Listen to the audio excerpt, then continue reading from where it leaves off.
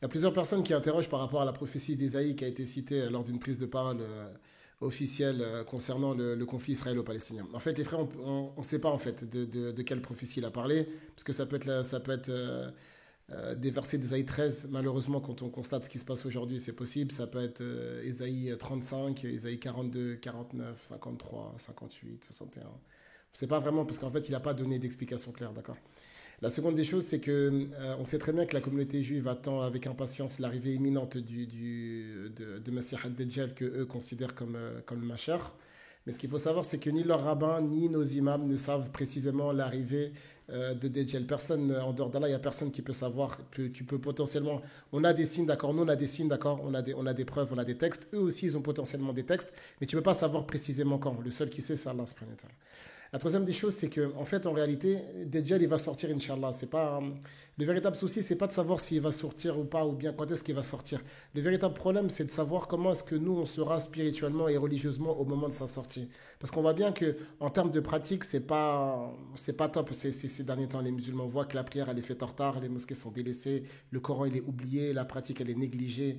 Il y a beaucoup de revendications, beaucoup de prétentions, beaucoup d'affiliations, mais on voit bien que dans les grands moments, peu sont ceux réellement qui ont une véritable motivation, une véritable détermination.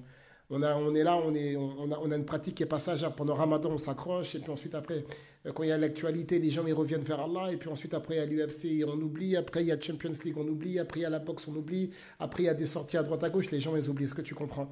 Et en fait, en réalité, ce qu'il faut savoir, c'est que les frères, il ne faut pas céder à la panique, il ne faut pas céder à la pression. Les frères, on est musulmans, alhamdulillah. Inna dinna indallah l'islam. Inna dinna indallah l'islam. Les frères, on est des musulmans, alhamdulillah.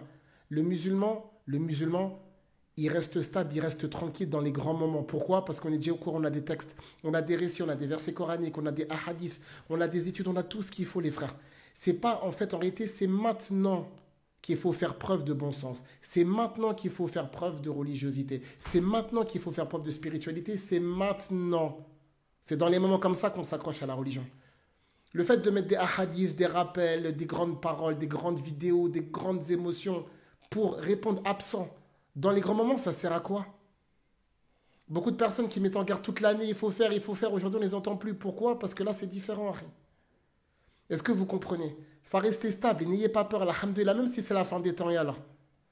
L'essentiel, Harry, qu'elle ait une fin des temps ou pas, si tu es prêt, tu es prêt. Si tu es une bonne personne, si tu es une personne pieuse, adoratrice et jeûneuse, qui va dans les mosquées, qui prie, qui est bon à l'égard de la famille, des voisins, les parents, les beaux-parents, les pauvres, les orphelins, les voyageurs, les personnes âgées, etc. Tout ça, alhamdulillah, rabbil alamin, akhil karim.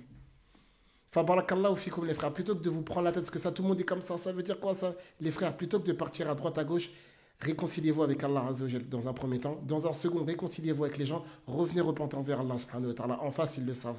Ils appellent tout le monde à se repentir, revenir vers Allah, délaisser les péchés, les transgressions, les repentances, etc. Parce qu'ils attendent leur Messie et ils se préparent à l'accueillir. Et nous, en fait, on est là, on sait qu'il doit arriver et on est distrait. Les frères, soyez concentrés. C'est dans les grands moments où tu montes ta foi. Faites de parler, crier, insulter, revendiquer, ça ne sert à rien.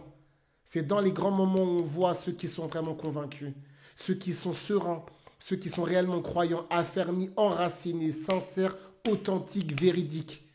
Faut délaisser les prétentions, les revendications et les affiliations. Place aux preuves et à la démonstration. Et restez tranquille, restez serein, restez calme. Pas d'agitation, pas d'inquiétude, pas de stress, pas de tension. On est sur la bonne religion, on le sait, on la tient. Et malgré nos défauts, malgré nos carences, on est musulman, c'est la chose la plus chère qu'on ait au monde. Mais accrochez-vous, barakallahu fikum, mais soyez sincères. Il n'y a pas la place pour le chaos, le tumulte, le désordre. Il y a la place pour la réforme, l'étude, la réflexion et la correction.